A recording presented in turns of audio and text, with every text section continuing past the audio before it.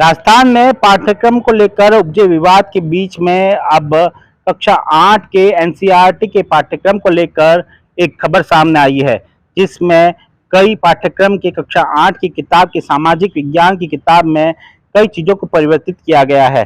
जिसमें यह कहा गया है कि बाबर को क्रूर विजेता कहा गया है, वहीं अकबर को सहिष्णुता और क्रूरता का मिश्रण के रूप में चित्रित किया गया है। दरअसल राष्ट्रीय शैक्षिक अनुसंधान परीक्षण परिषद एनसीईआरटी ने कक्षा 8 की सामाजिक विज्ञान की पाठ्य पुस्तक उल्लेखनीय बदलाव करते हुए दिल्ली सल्तनत और मुगल काल के दौरान धार्मिक असहिष्णुता के संदर्भों को शामिल किया है।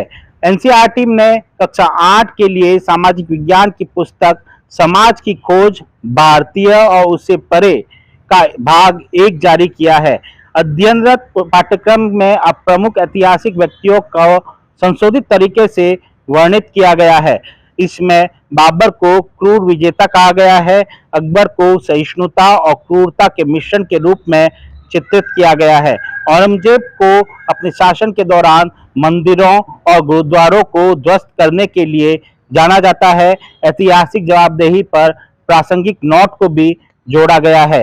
पाठ्यक्रम में अब महत्वपूर्ण नोट शामिल है, जिसमें पाठकों को सलाह दी गई है कि वे ऐतिहासिक घटनाओं के लिए वर्तमान व्यक्तियों या समुदायों की जिम्मेदार न ठहराए। नोट में लिखा है कि अतीत के कार्यों के लिए आज को किसी को भी दोषी ठहराया जाना नहीं चाहिए। एनसीईआरटी के बयान में कहा गया है कि घटनाएं और कोई और अन्य घटित हुई भारतीय इतिहास पर अपनी छाप छोड़ गई, उन्हें शामिल करने का औचित्य इतिहास के कुछ अंधकारमय कालखंडों पर नोट में समझाया गया है। दिया गया ऐतिहासिक विवरण यद्यपि इतिहास को शुद्ध नहीं करता और संतुलित और पूरी तरह से साक्ष्य आधारित है। इसके अलावा इतिहास के कुछ अंधकारमय कालखंडों पर नोट के अतिरिक्त एक अध्याय में एक चेतावनी नोट भी जोड़ा गया है, ताकि स्पष्ट हो सके कि अतीत की घटनाओं के लिए आज किसी को भी जिम्मेदार नहीं ठहराया जाना चाहिए। बेहतर भविष्य के लिए इतिहास से महत्वपूर्ण सबक सीखने के उद्देश्य से इतिहास के प्रति ईमानदार इस दृष्टिकोण पर जोर दिया गया है।